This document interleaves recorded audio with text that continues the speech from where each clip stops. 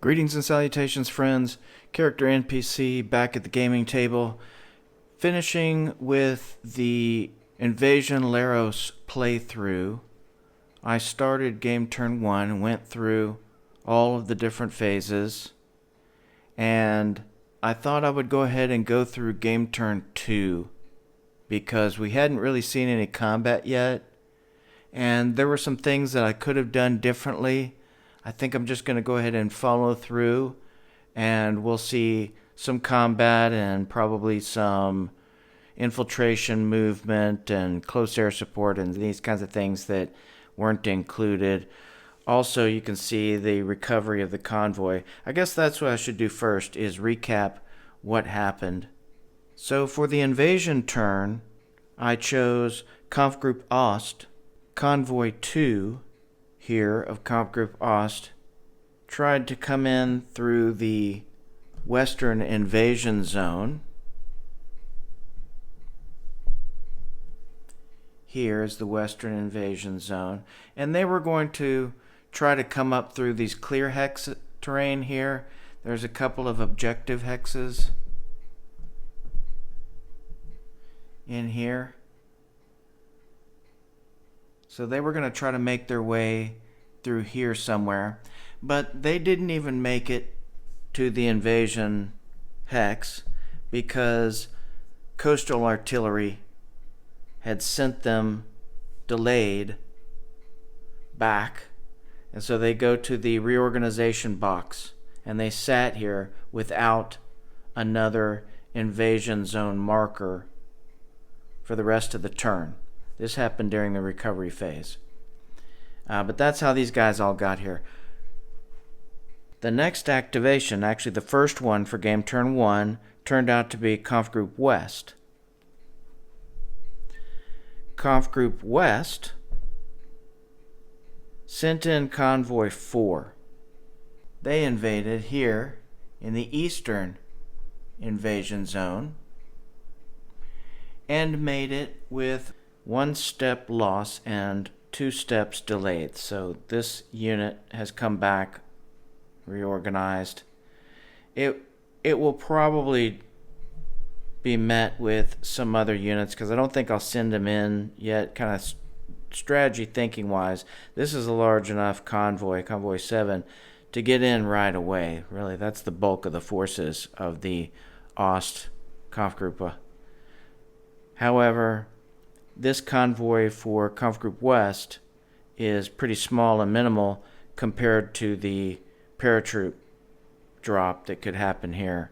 So Conf Group Akuna is very likely to go next for Conf Group West rather than worrying about Convoy 8 anytime soon. So after Conf Group West, the Allied Northern sector was drawn, and there was some movement, mainly moving these infantry companies to the road. The road is so critical in movement here. It's 2 to move into a rough hex. So if you're not on the road, it's +1 for a rise. You can see a rise happening here in this direction between this hex and this hex. That's a rise. There would be no, it would cost 2 to move this direction from rough to rough, but 3 to move this one rough to rough with a rise. So road movement is important. They moved to the road. Everybody's kind of jockeying for position here after the invasion started, thinking that something might happen in these low-lying flat areas and the road that runs through the spine in the central area. After that, the central sector was activated, and the central sector responded, the most intensely, moving some infantry up, but could not make it into the victory hex. Other units on their way, but nothing able to get to that victory hex before this turn's activations. So if Comp Group West activates first, they could attack and potentially have that Lago coastal battery, just a retreat would destroy it, and then move into the victory hex there. We'll see how that turns out this turn. That's exciting play. So Central moved their units. Next, Kampfgruppe Ost was drawn, and they conducted an amphibious invasion with Convoy 1.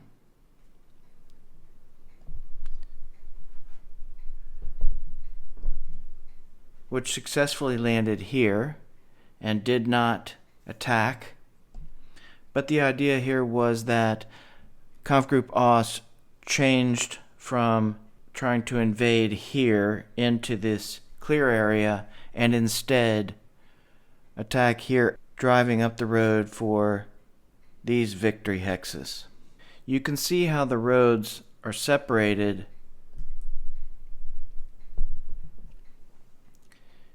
and can really lead to why delays occur. It's this rough terrain. There's even a spine here. I mentioned slopes are an additional +1 movement, so moving over this spine is an additional movement. Both directions. A little more movement going this way than there is going this way. But, if you take the road, it's easy. Finally, the southern sector was drawn. And the southern sector moved their forces generally towards victory hexes and the roads leading to the central sector. So they're preparing, but mainly it was movement towards roads and getting things organized. So that recaps the last turn and what happened. And now starting the new turn, it will be the first turn, even though it's game turn 2. We don't know who will be selected from the bag, but we know it's game turn 2, and we know that it's good weather because the scenario says game turn 1 and game turn 2 are automatically good weather. So our weather phase for this segment is done. Our air readiness phase, move air units from the flown box to the ready box. They didn't have any air last turn, so they're already there. Move air units from the damage box. We don't have any. Assign ready air units to a mission.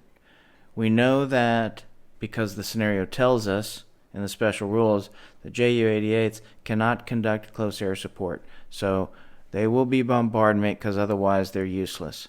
And the Ju-87 Stukas will be close air support, which means they'll go into the activation marker bag with these other units. So CAS missions placed in the opaque cup. Both players place all of their allowed activation markers into the same opaque cup.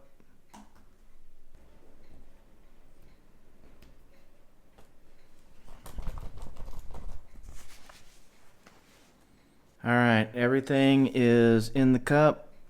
Now we have the bombardment phase, air and naval. Air bombardment only once per day, AM or PM, but we have 4 here, which means we could do 2 missions of 2. The most that you can have in a mission is 2. So we basically have 2 missions defined for us here. And I'm going to go ahead and do it because I'm only going to go through this turn with you anyway. So we're going to have some bombardment. Let's think about where we want that. I think supporting the drive here would be very useful for Kampfgruppe Ost.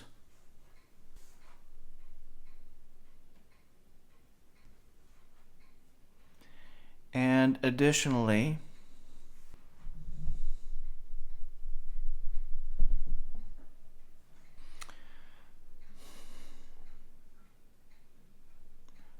I don't think it really helps here, but here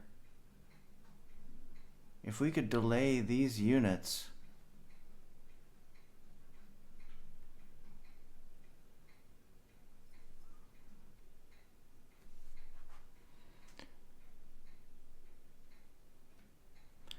so I'm going to use them there.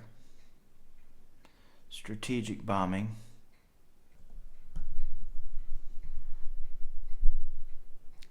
So this is the beginning of our bombardment phase. Place air units for each mission. Conduct anti-aircraft fire against mission air units. Apply the results. Then the bombardment table. Apply the results to the ground units in the mission hex. So first, we're going to conduct anti-aircraft. Here we have a 3 anti-aircraft range. 1, 2, 3. He can't make it. There's nothing here. This is Duce.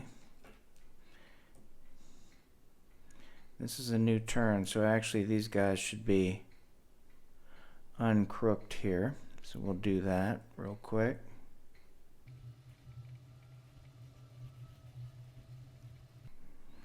Okay. I see there's some anti-aircraft here, but it only has a range of 3, so it's not going to be of any value. I don't see any other anti-aircraft that's going to help here.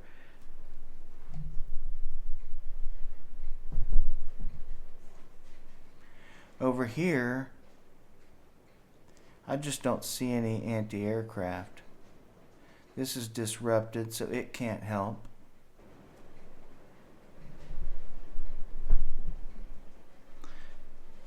There is an anti-aircraft here, but it has a range of 5. So 1, 2, 3, 4, 5. It's just one short of being able to contribute here. That's the only thing available. So conducting anti-aircraft fire against the mission air units, we obtain the results of the bombardment table. Here from the bombardment table for the first one against Kampfgruppe Ost in the south.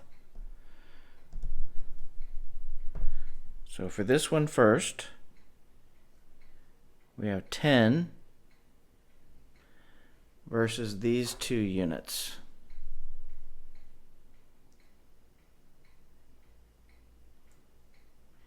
In rough terrain.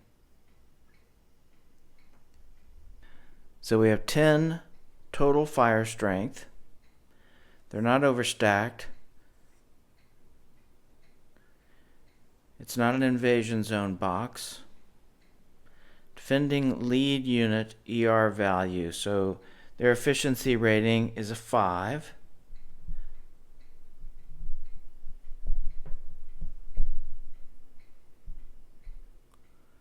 Yes. This British unit will be the lead unit. It's a 5. Terrain effects for bombardment. Rough is -2. So we had 10 -5 -2. Total -7. So it's a +3. We roll a 10-sided and add 3. 5 + 3 is 8. They are disrupted.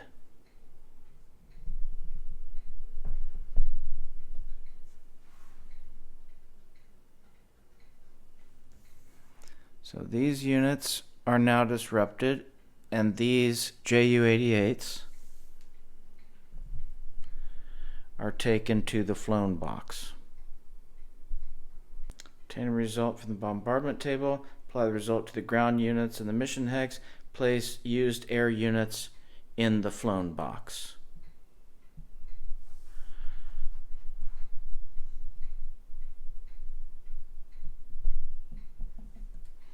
We'll do the same thing here. We know we have 10 total bombardment, and instead there's a 6 lead unit. efficiency rating of the lead unit is a 6. Also in rough, so the -2 for the rough.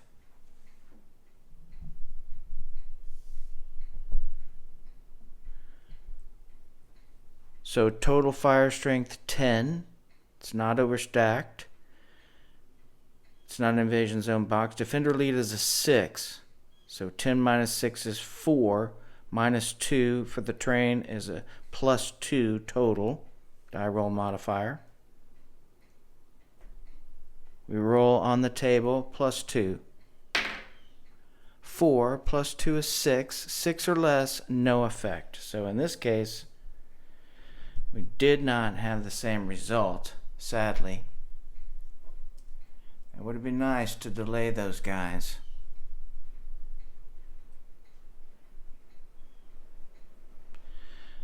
And so we've completed our bombardment phase. There's no naval bombardment. There's no anti-aircraft reset. And now we begin the first of the operations segments. It's not the first turn, so we skip number 1. That's a special scenario, first activation of a game. Instead, we go to 2, all subsequent operation sequences, randomly draw 1 activation marker or air unit.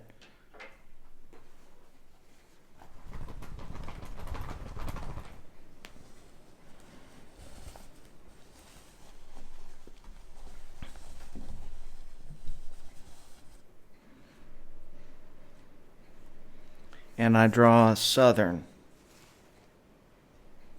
Now, I could pass with the Southern, and I think for now I will, because it doesn't really matter right now how I move my units. I want to react after I see how well this engagement goes with Kampfgruppe Ost in the southern region. So I'm gonna pass on this. So I'm choosing to pass, hold the activation marker in the activation pool for later activation, which means I put it in the Allied activation pool. And so that brings us back to another activation sequence.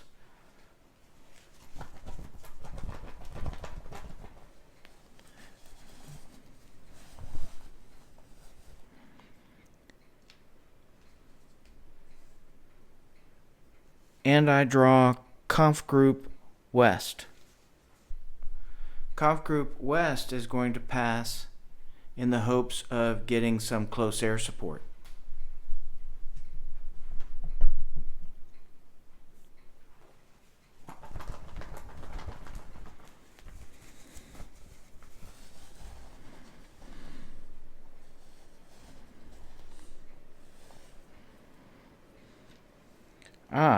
And what do you know? A Stuka. We're going to assign that Stuka to the Kampfgruppe West headquarters.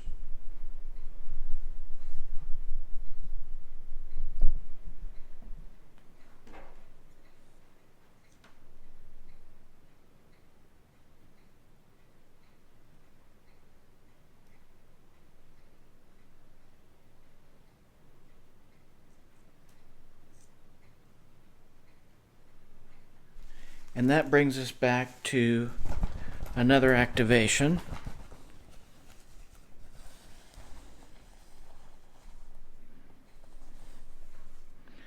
And this time it is the northern sector. The northern sector will go ahead and move. There isn't a whole lot for them to do since these units have become the central sector now. Here. Only the things that are on this side of this red line are still the northern sector. And these infantry are going to stay on the road as quick reaction forces. These are going to stick to support here, but move a little closer. So we'll 1, 2, and stay on the border.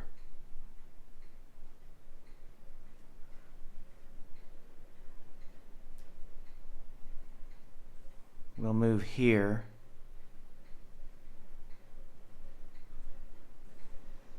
Be a little more central.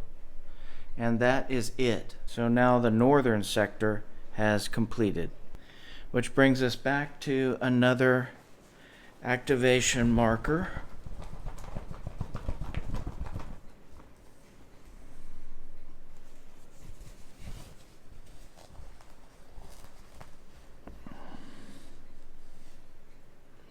And it is Kampfgruppe Ost. I'll go ahead and keep West over there and play Ost since we started using the Ju-87 Stuka over there. He's only got one. It would be nice to have some more. We'll see.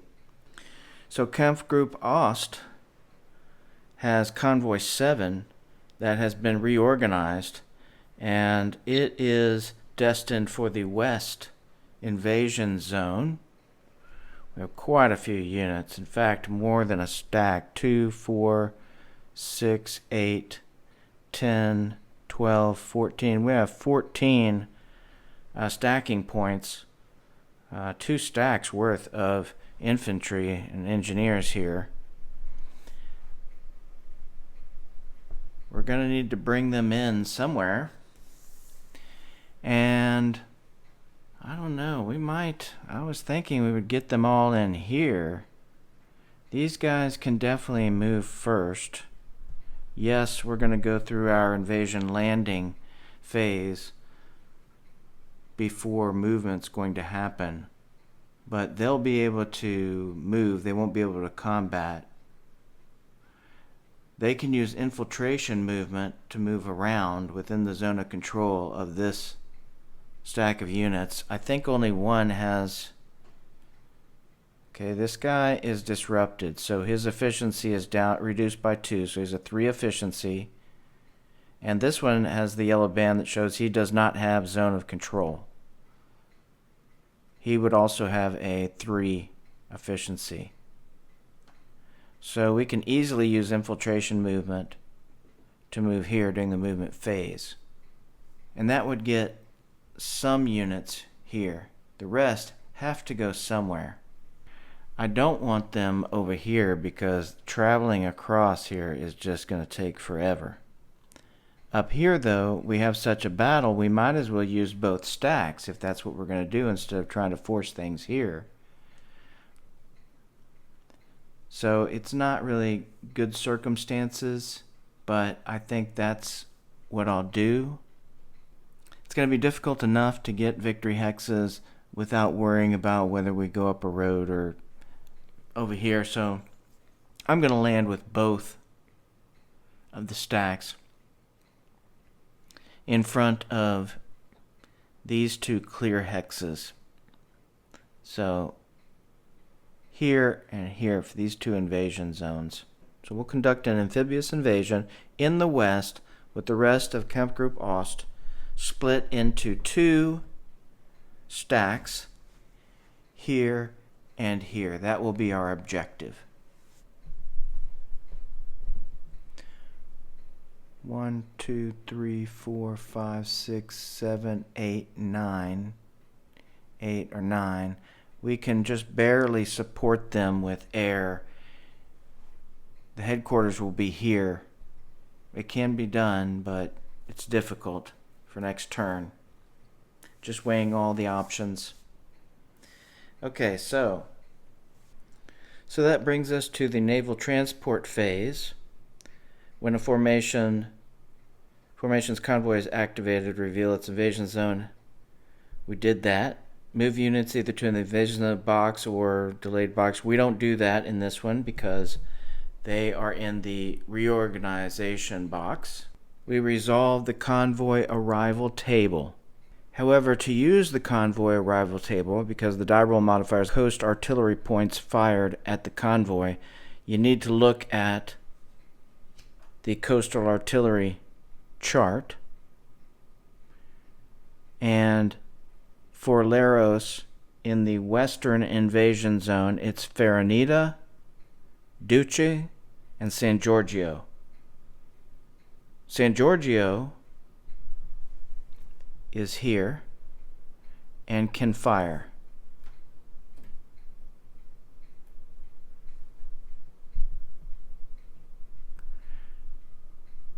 Duce is here and disrupted and cannot fire. Faranita is here and can fire. So we have 2, 4 for a total of 6 points. So we roll our 10-sided die plus 6. 5 plus 6, 11. And 11 for Leros is no step loss and no step delayed. So using our strategic bombing to disrupt this really made a big impact. So here we resolve the convoy arrival table, remove any unit step losses. The unit delays go to the reorganization box, but there aren't any. Remaining units in the invasion zone available box, we don't have one, so we leave them where they are. Turn all fired coastal artillery units to fired. So that means this Faranita and this San Giorgio.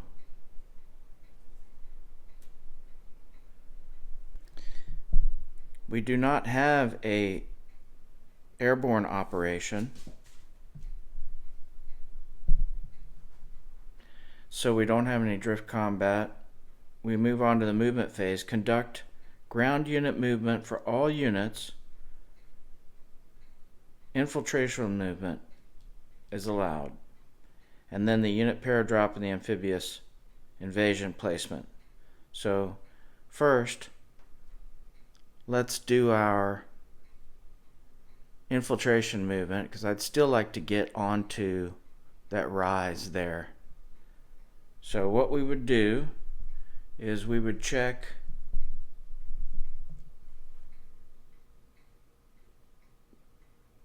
these guys are all eligible for infiltration movement. They're not disrupted.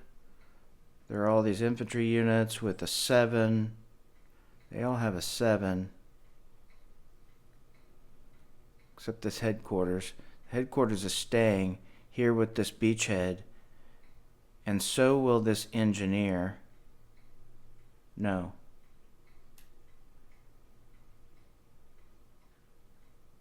Yes. And so will this engineer, because all these others, yes. And he'll stay.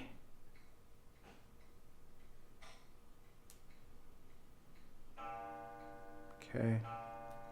All of these units are going to try to conduct infiltration movement. Now, it's hard to see here, but it's rough, and it's a rise here. So that's already 3 out of 5. 3 out of 5. And then 1 for the infiltration movement in an enemy zone of control is another one. So that's 4. So because it has a 3, because it's disrupted, it's reduced by 2, it has they both have a 3. That's its total highest, is a 3 efficiency. And if the efficiency of the unit that wants to move is equal to or greater than, and it is not disrupted, it's not an orange movement allowance, meaning it's a towed or a truck mobile. So it can move here because it can pay the allowance and it has a better efficiency rating. So they move here, leaving behind Comp Group Boss headquarters and this engineer for defense, just in case. Come on. So just in case. And then we're going to plan to attack here. That's our movement. So that is our movement. There's no paradrop. Amphibious invasion placement. Take units from the invasion zone available box and place them on the desired invasion hexes within the invasion zone. Use the landing condition table for each invasion hex with an invading unit or for units on port indication hexes. So we're going to place these units now. This is the equivalent of their invasion zone available box. And I'm going to stack them up as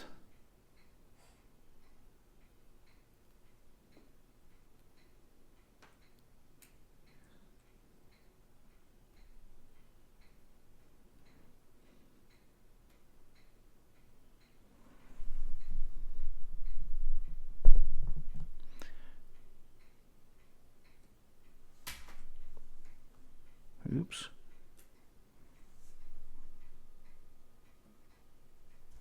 I thought I had a 4 there.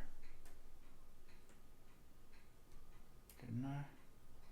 Yes. I slung it.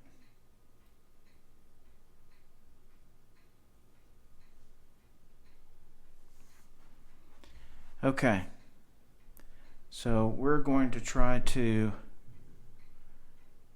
do an amphibious assault, amphibious invasion through these 2 hexes into these clear terrain hexes. Use the landing condition table. Here's the landing condition table for amphibious invasions. We have a die roll modifier. Are they trained? Yes, they are trained for amphibious invasion. There's no beachhead markers. There's no wind or weather. Number of in the invasion zone box is going to be a plus, and the anti-aircraft, each coastal artillery or anti-aircraft point applied, not applicable for amphibious landings. Landing units include armored or artillery. They do not. So the only thing that's applicable here is the number in the invasion zone box is going to be a plus. Okay? So the first one is going to be this one. And it has a 2 in the box. A 2. So it's a +2. We roll a 10-sider. 1 plus 2 is 3. 7 or less, no effect. The second one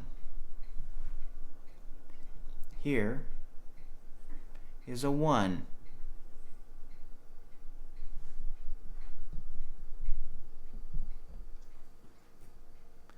We roll and add 1. 3 plus 1 is 4. 7 or less, no effect on Leros. So we were able to get through the landing condition table. Now we have combat declaration phase, and the amphibious invasion units on an invasion hex must declare combat against that land hex and declare all other combats.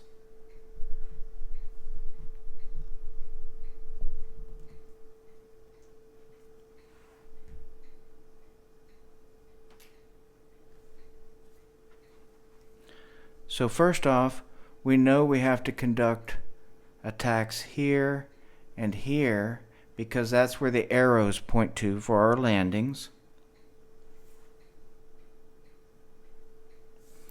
But we're also going to conduct an attack here.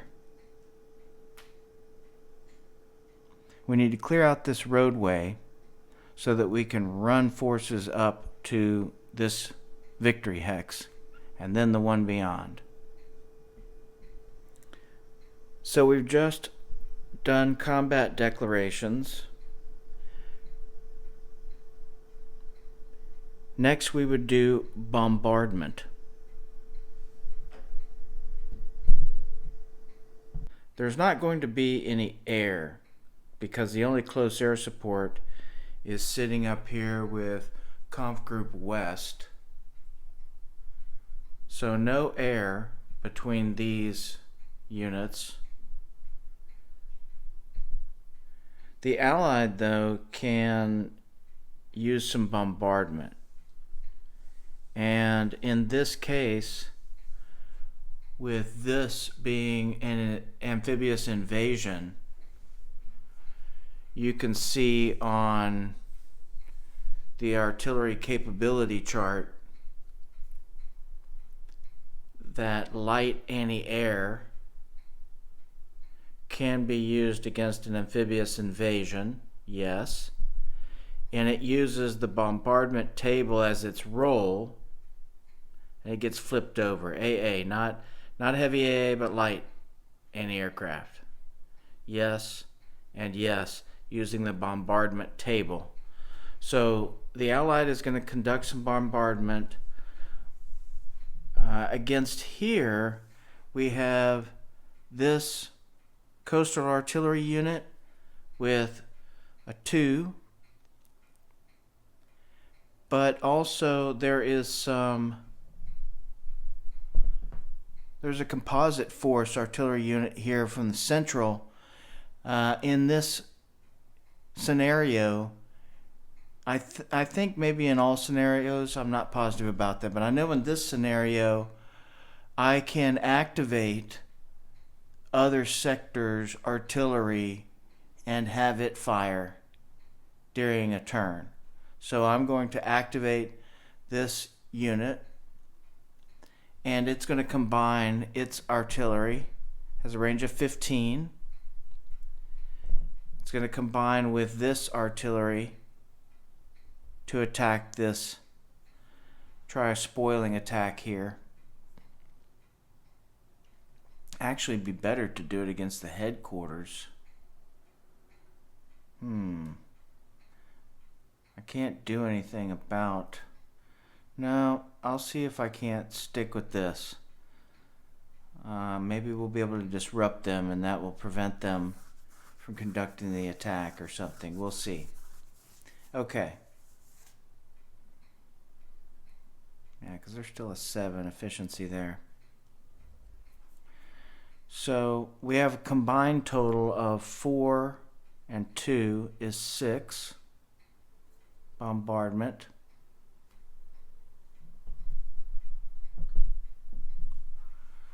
Over here we have some heavy anti-aircraft, but they can't participate. This light anti-aircraft can. It's within range, it has a 2 range to here. This light anti-aircraft as well has a 3 range, 1, 2, 3. This coastal battery, 1, 2, 3. So these 3 will bombard that invasion hex. And for the bombardment here, we said 2 plus 4 is 6. Total fire strength. Total fire strength is 6 for the artillery bombardment. They're not overstacked. Oh, actually they do have 7 or more. This is 2, 4, 6, 8. They have an 8 stacking there. So they are not overstacked. If stack in target is 7 or more, it's a +1. So that makes 7. It's not an invasion zone box. The lead defender's efficiency rating is a 7, so they equal each other out, cancel each other out. The terrain effect, however, is rough terrain, which is a -2. So there's a total of -2 to the die roll.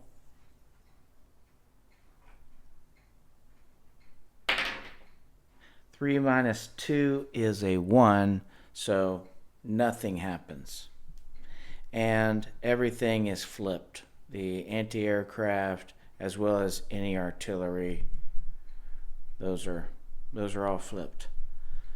So in this case, this unit is flipped. Now for the attack over here from these 3 units, 2, 4, 5 against their lead unit is a 6. We have 5 total points. 5 total points. The hex is not overstacked. They don't have 7 stacking points in the hex. It is an invasion box, so there's +1. So that's a total of 6. The lead unit is also an efficiency rating of 6. The terrain is clear, so there's no pluses or minuses. Straight die roll, 8, and 7 to 10, it's disrupted. So these guys will land disrupted.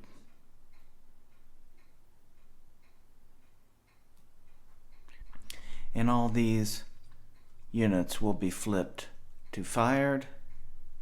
Next, total fire strength, air strength. We did that. Place all the air units in the flown box. There aren't any. For the reaction phase, the allied player could try to slip into the invasion hex box.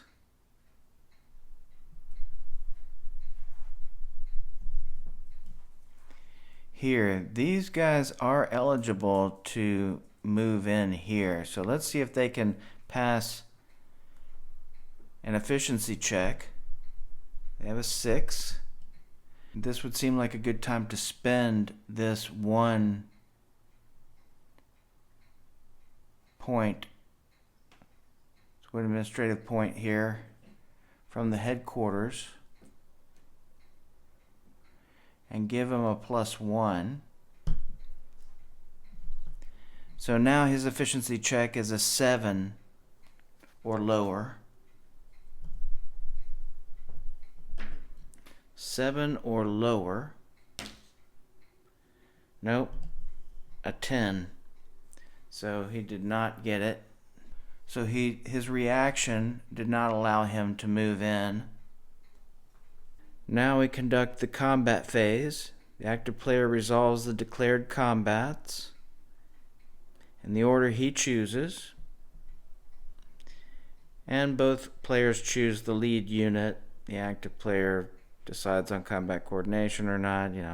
We follow through the steps here, so we're going to do this. Conduct retreat, advance after combat, so it's just the combat phase. And we have 3 to conduct. First, we'll conduct this combat here. We have rough terrain for all of the participants. We're going to have this engineer, but not the headquarters, take part in the combat. And we'll have the engineer be the lead unit.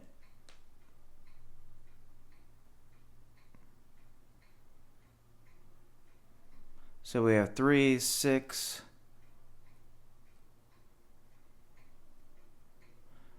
9, 12, 3, 6, 9, 12, 15.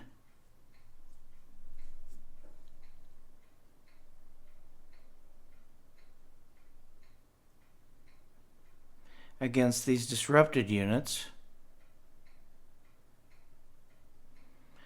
The lead unit will be the British unit. He'll have an efficiency rating of 3. This artillery here, actually, I note here under artillery combat, this would not be attacking, this would be defending. And so here in the defending section, you'll note when stacked with a non-artillery unit, use its fire strength, not defense strength.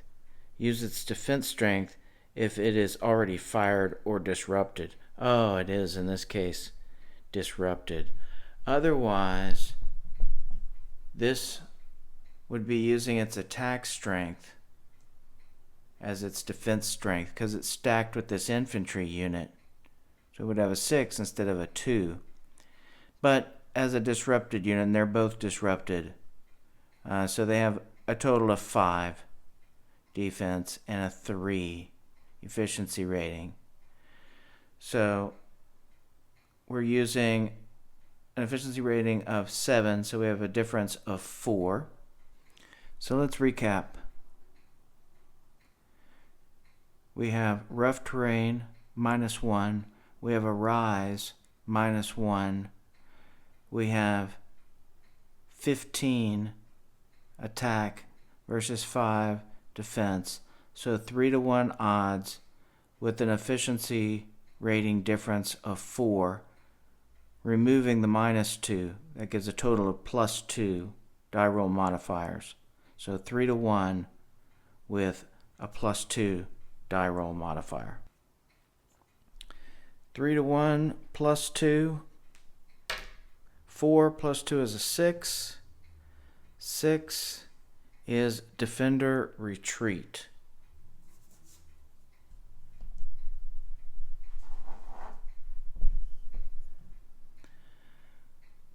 So the Defender retreats.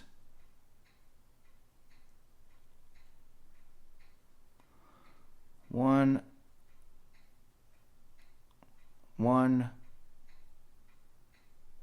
2.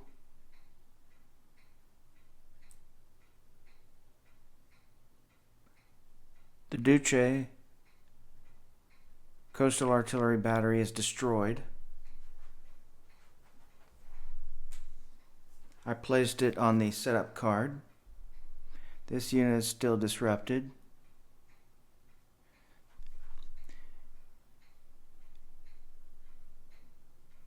And all of these units move into,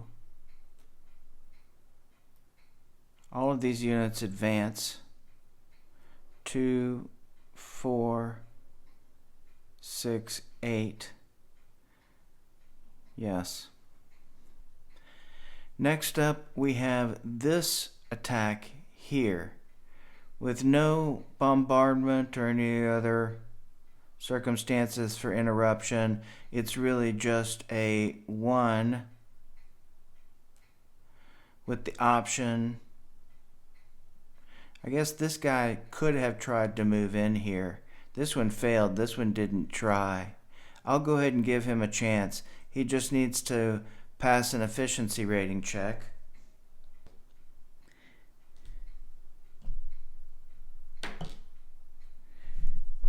And he does.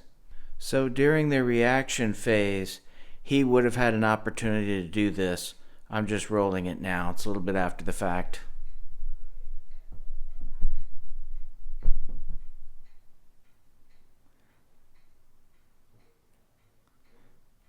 And so now we're going to have this combat here with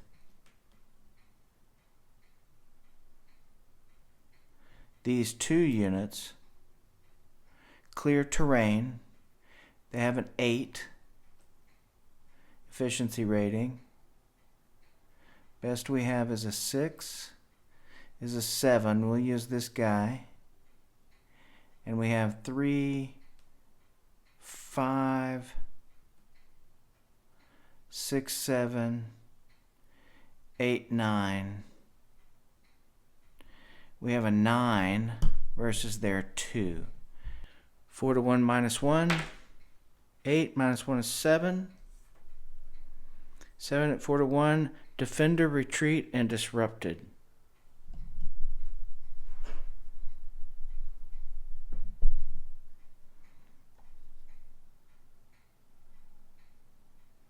So they retreat nicely into the victory hex. Now our attack here, we're disrupted. It's a 2, 4, 6. They're half strength. So 2, 3, 4. So they have a 4 versus a 2. So 2-to-1 It's clear to rain.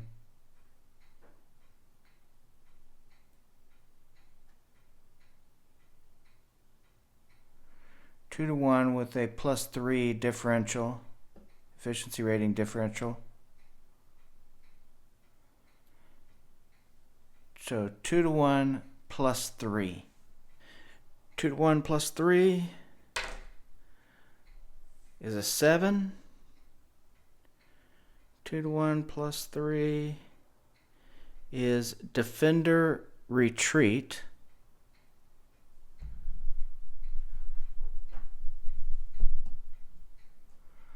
So this unit also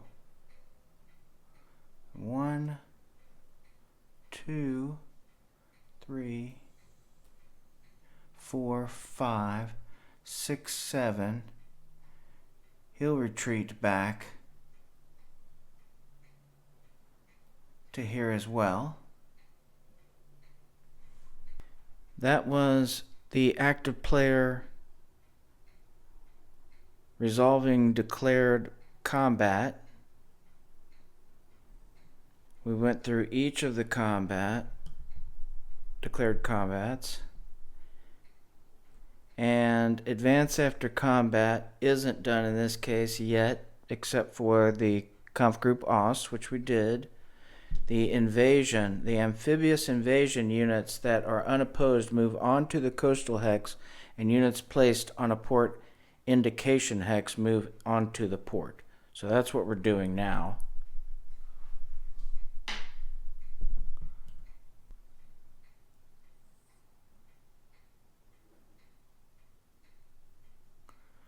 There we go. And you can see we are not next to each other here, actually. You see how this hex has this hex between it and the beach portion of this hex. So these guys, even though they look like they're next to each other, they're really not. We complete the reset phase. There are no harbor booms to destroy. Turn supplied fired artillery units, all types, to fired strength. So the Axis player has no artillery to flip over, so that part was irrelevant. We want to make sure that 2 beachhead markers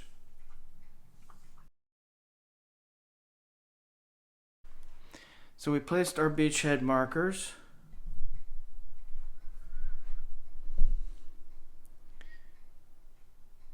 Turn all active and inactive headquarters to active. I believe that we used our headquarters here. Did we not? We did. And that ends Conf Group OS activation. Okay, so it's time to draw another activation marker. You know, we still have these 2. We have 1 in the pool for both Axis and Allies, but it's time to draw another marker. So I get out the bag.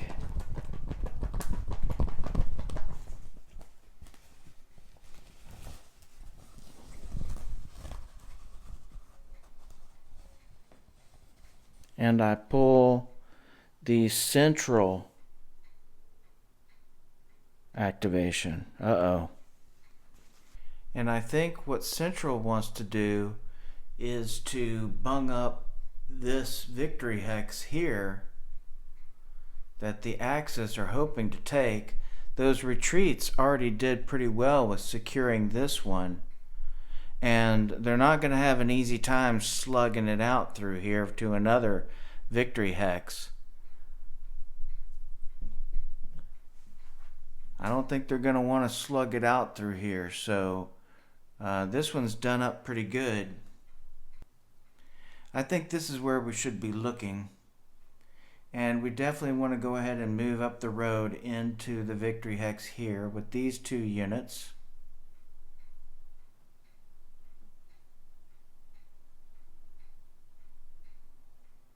May even want to attack here. We'll have to see in a moment.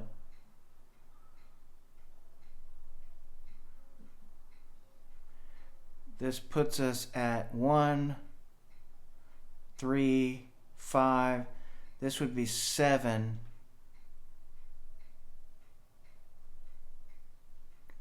That would be 7 stacking. And there's still this unit here that could, instead of going 2 here, just go 2, 3. I couldn't make it here because of the rise if it went cross country. So 4, 5 is how that's going to work.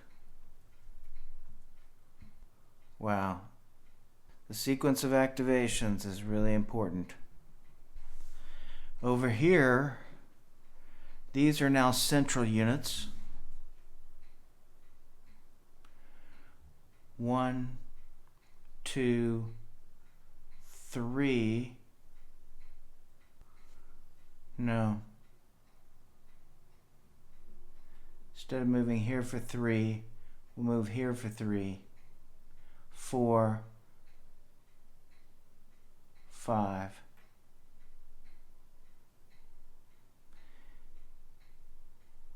Here, this unit will move into the rough. That's 2 plus into a zone of control for 3. Same here, these 2 units. This one is only a 4, so it'll cost him 3.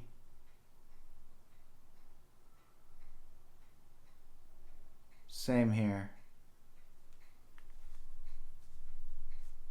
Try and tie those guys up a bit. These guys are disrupted, so their efficiency rating is reduced by 2, and the best they can muster is a 4. So we're going to do some infiltration movement here. And move here.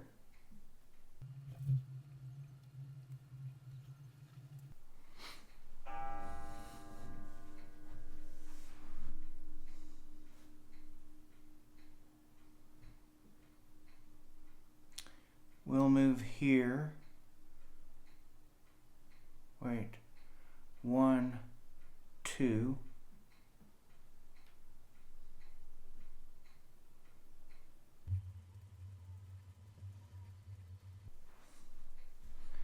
We'll move these 2 units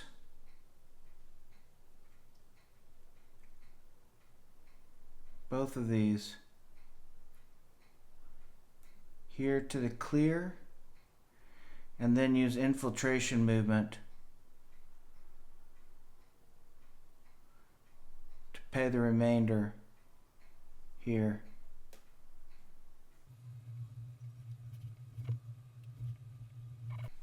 Okay, that is their movement. I don't think they're going to conduct any attacks, but let's just see. Should we conduct an attack up here?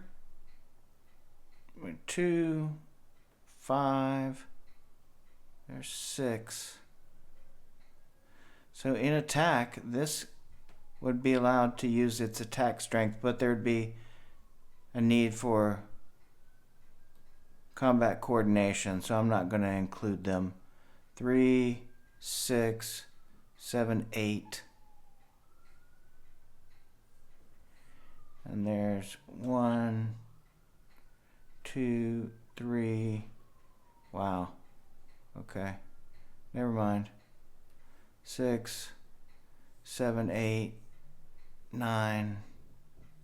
No. I'm not going to do any attacks down here. And I'm not going to conduct any attacks here. 3, 4, 5, a 5.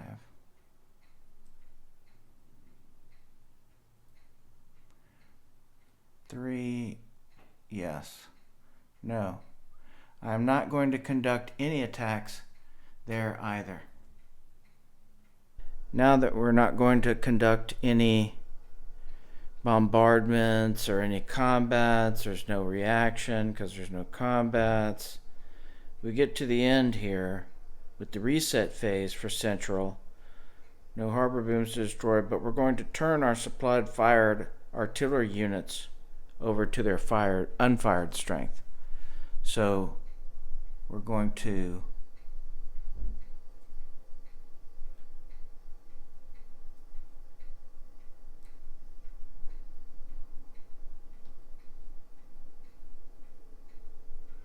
our headquarters unit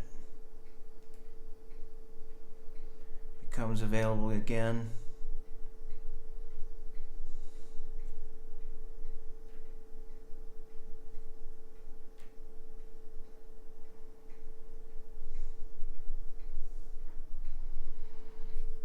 Okay. Turn all headquarters to active. So that's the end of Central activation.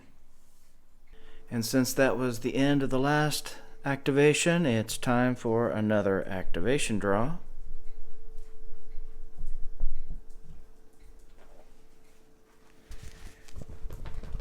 We only have a couple chits left in here and then the ones in the pool. I pull a Stuka. Place it for close air support with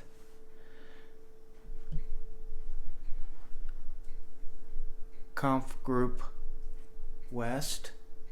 We've been waiting for that.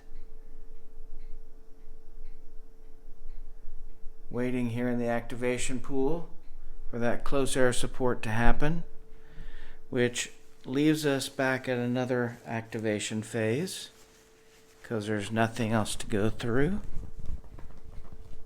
This is the last chit to pull from the activation counter bag, and it is another close air support. So that makes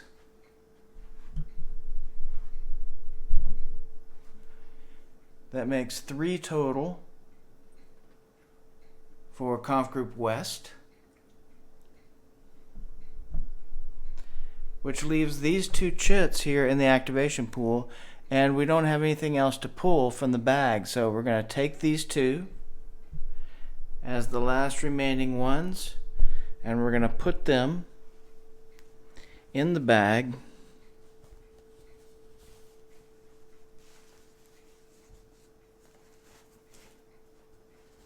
This is just the way this played out. Shake them up real good. And who will be first is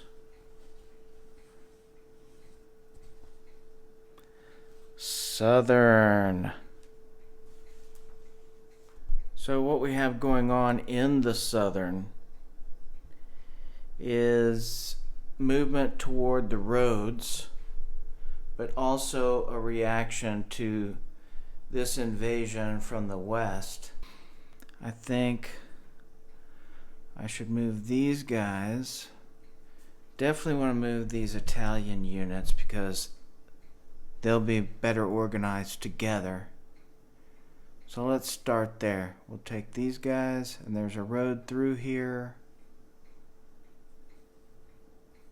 So 1, 2, 3, 4. Oh, they only have a 3.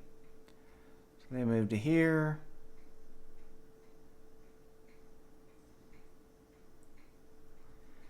These British units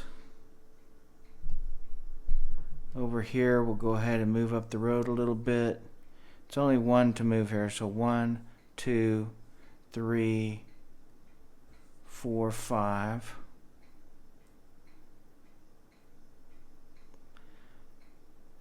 We'll leave these guys here, but move them up 1, 2, 3, 4.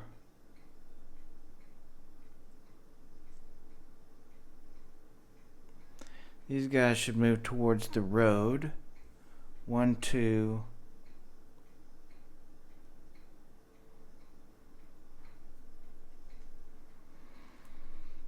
Okay, that's it for those. Here, these disrupted units should move.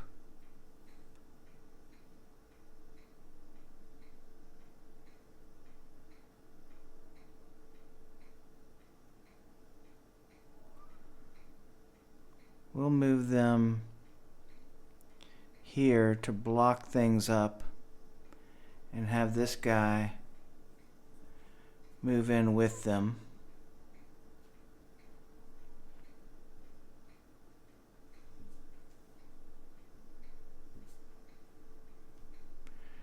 And we can move this guy 1, 2, 3, 4 and have this guy ready to move in the next turn. This guy hasn't moved. We can go ahead and have him move in here.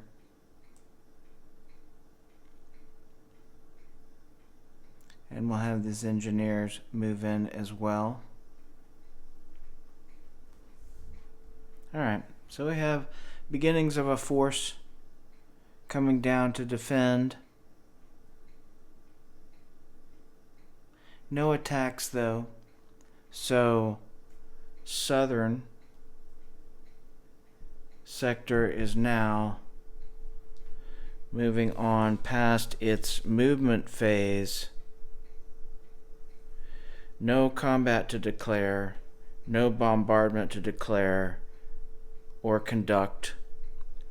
No reaction phase is needed because there isn't any combat. No combat phase, step losses or anything. Now we're going to go through the reset phase, turn our artillery over to the unfired fire strength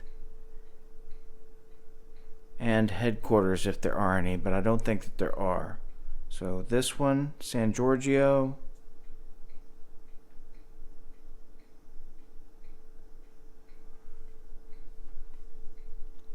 This one.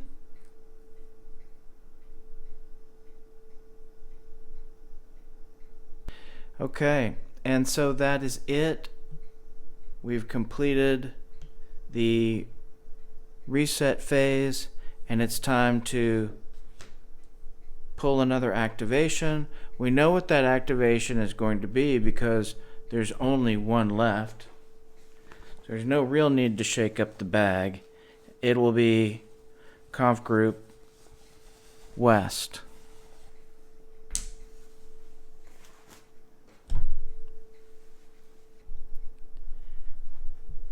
Has all the close air support, but also has an entire conf group to airdrop first. We don't really want to use this reorganization yet. Some others will come in here. We used this. You got this little convoy here, but I really don't think that this is the time to use it. And the ones that are delayed from here will come back and be reorganized here. So that's when these are kind of like out because it's only one. My thought process here is that other things go first. So this kind of condemned them in this game. And yes, so we're going to make an airdrop. And of course then, since there's no strategic stuff going on and we're going straight to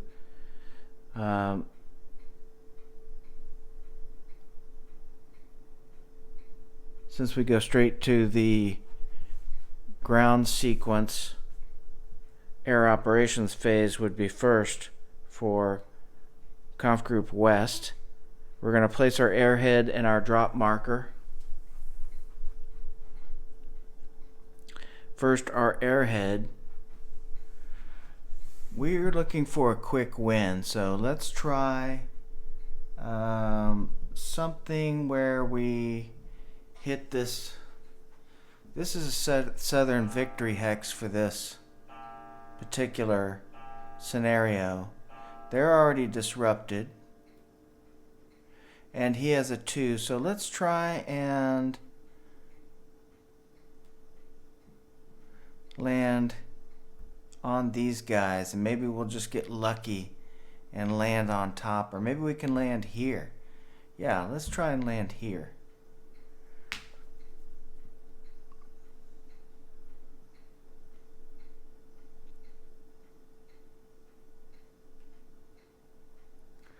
So we're going to put our airhead here because we can put our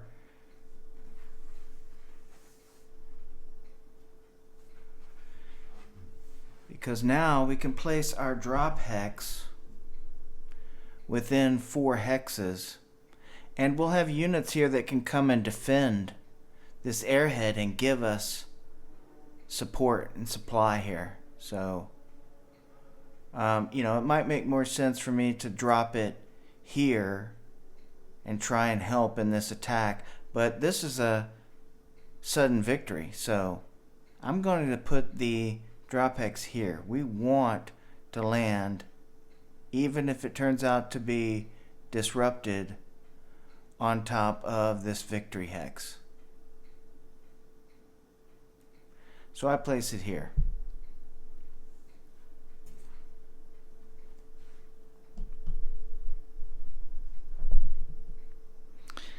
The next thing that happens is see, place drop hex marker within 4 hexes of airhead and no closer than 2 hexes apart, meaning from another airhead. From another drop hex. Anti-aircraft fire. Place conf group on corresponding drop hex. So we're going to take these in the order that I want them to actually be addressed through the drift table and such. Okay, so I have them stacked the way I want, and I know that their stacking is 1, 3, 5, 6, 7, 8, 9, exactly the stacking limit of 9. And I'm going to drop them on the drop hex.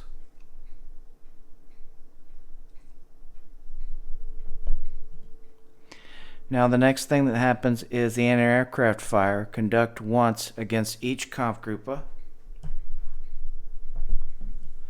There's only one Kampfgruppe, but there is some anti-aircraft here, and there's some anti-aircraft here, right here. Heavy anti-aircraft with a range of 5. 1, 2, 3. So they can definitely hit here. We're taking a chance though. We're shooting for the moon. So we've got 2 anti-aircraft here, 2 anti-aircraft here. That's a total of 4.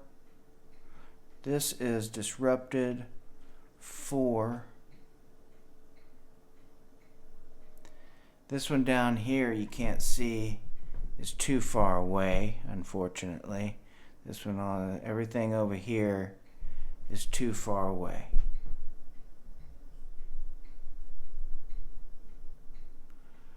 So we only have these 2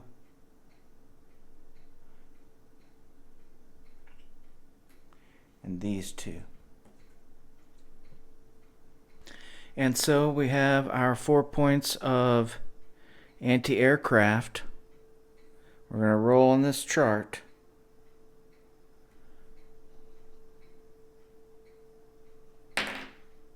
A 10. Uh-oh. Die roll of 8 plus. Oh, I wanted to roll in the other direction. No effect.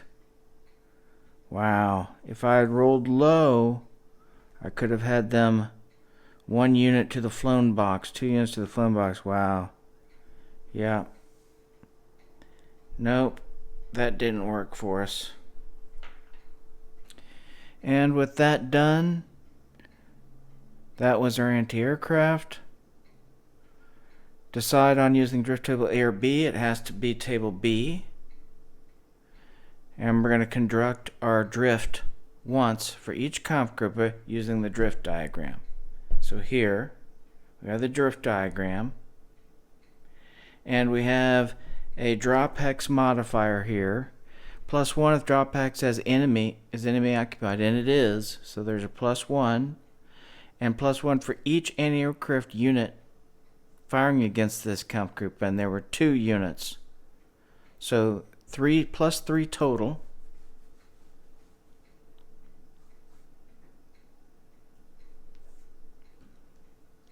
So we're going to roll on the drift table +3. 9. So we start at 9. Disrupted, lose 1 step. And that is 2 hexes down and below. Down 1 and to the left.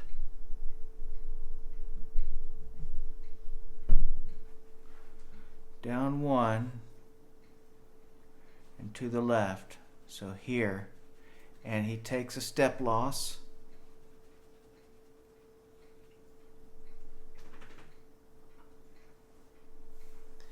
And he'll be disrupted.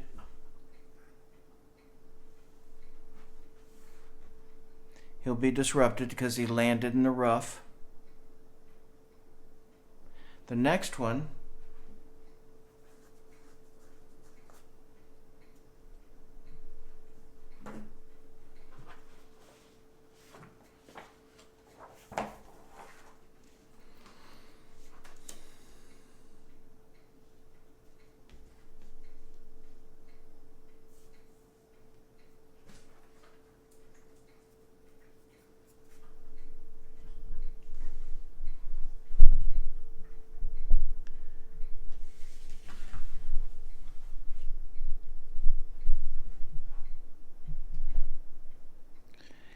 and here you can see a special axis situation for the Leros scenario 4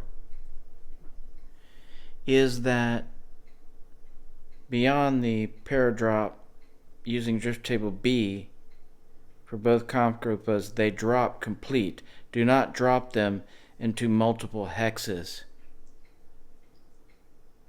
Units just dropped cannot move more than 1 hex during their movement phase. So the entire group is disrupted.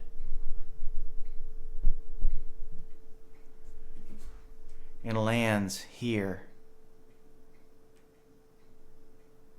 Only 1 takes a loss, though.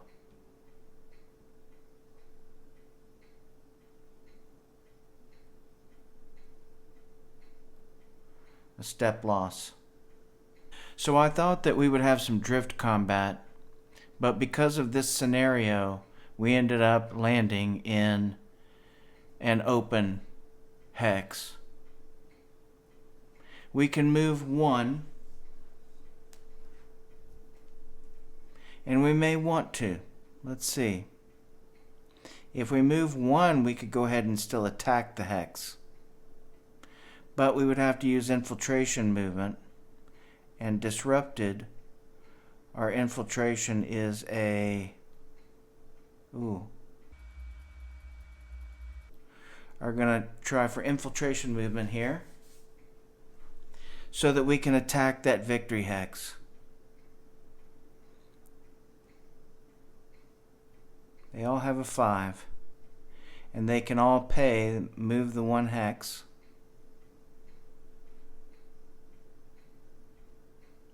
And so we're going to attack here.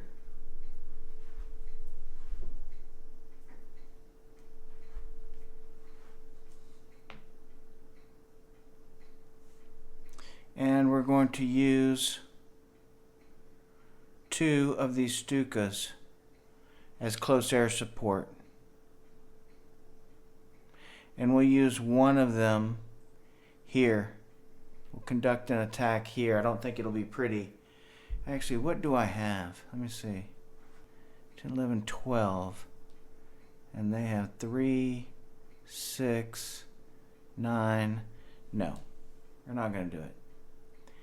just this attack here. Okay. Combat declared. We declared our combats. Bombardment, we don't have any. And now reaction phase. Okay, so as a reaction, the Allied units are going to try to bring in this infantry unit next to it. 5 or less. No.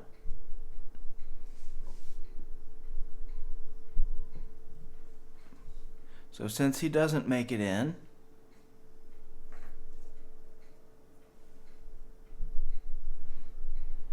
that's the end of the reaction phase, and now we're into the combat phase. So we resolve each declared combat. There's only one. We designate our lead units, total our strengths. Okay, so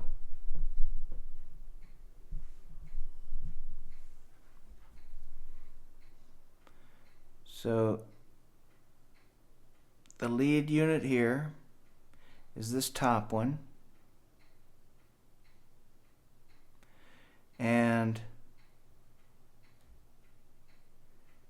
they're all half their strength, so 1.5, 3, 4.5, 4.5 plus 6, 10.5, against 2, 3,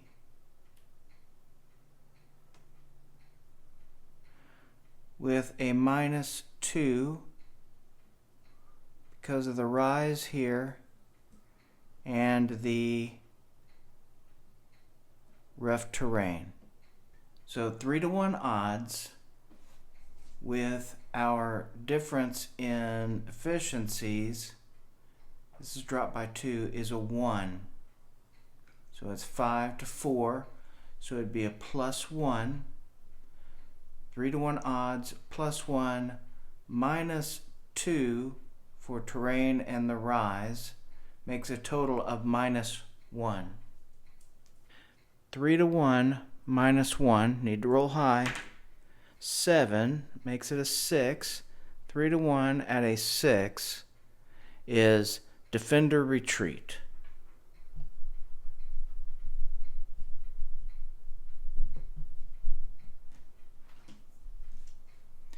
So this defender retreats 2. Oh no, he is a 0. He cannot move, he cannot retreat, he is destroyed. And this unit is also destroyed. These go to the flown box. The attack objective marker goes away. And now the Axis units move into the hex. That was the only attack for Conf Group West. And now we have the reset phase. There's no destroyed harbor booms. There's no Axis artillery, so there's nothing to turn over. Beachhead marker. We would place them, but they're already there. We did an airdrop this time, so there's already an airhead marker. Turn all active and inactive headquarter units to active. We don't have any of those. So that is it. And that's the last activation.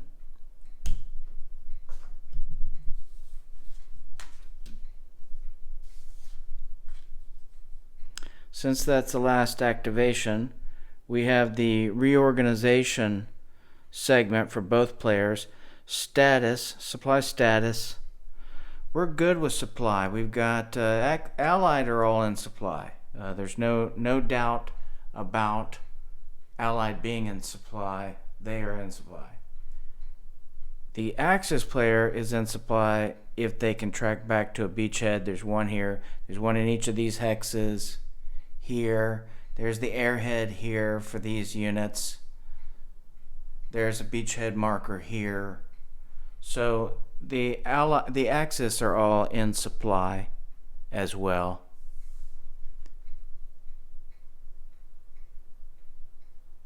There's no we conduct the recovery phase. Any units that are not in an enemy zone of control, we have to roll here. Roll a 3 or less. He is not out of disruption.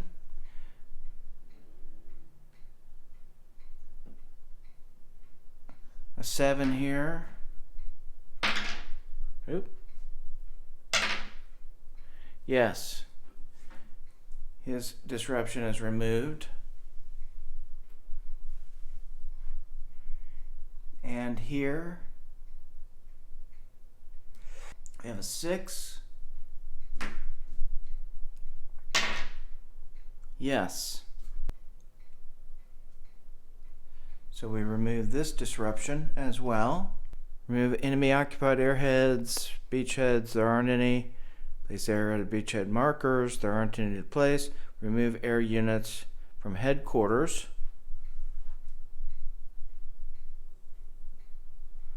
Place this in the flown box.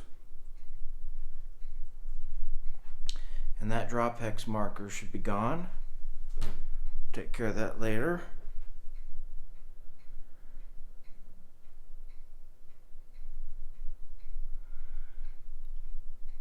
We've all assigned invasion zone markers to convoys. We're not going to change any of those. Or reorganize the convoys. There aren't any to reorganize. Everything already is going to remain the same as it is. Return the motor pool marker. We never moved it.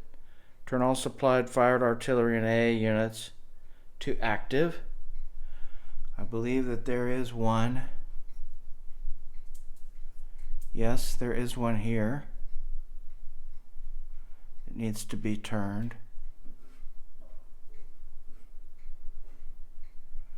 To active. That's it there. And then we don't have rally because it's not a night turn. And then we check the victory conditions. Well, it's only turn 2, and we didn't have any victory conditions here, but I did win this one. 2706. Let's just confirm here. Yes, 2706, you can see. We miraculously took that with some good die rolls.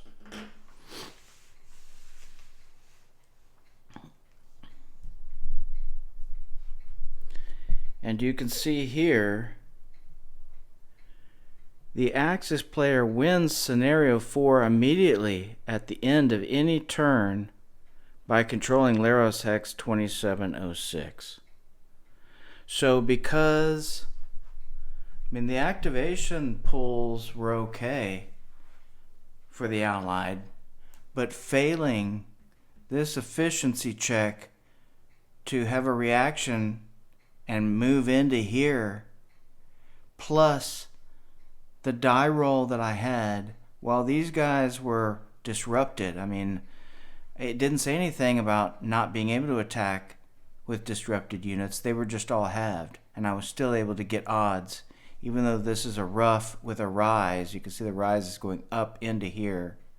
I was able to get away with it. First time I've seen that happen. Never happened to me before, but I'm going to play around more with how these airborne invasions work, and just going ahead and forgetting about the fact that it's rough terrain there. The airhead can't be in rough terrain, but it doesn't say that the drop hex can't be in rough terrain. Of course, the units will still be disrupted and everything, right? So you got to count on that. Anyway, I'll leave it there. I hope you get something out of that. This is the end. We've completed not just the end of 2 turns with all of the activations, but because I was able to take that sudden victory hex, we won the game and finished it in 2 turns. So very interesting. All right, thanks, and I guess this is the end. See ya.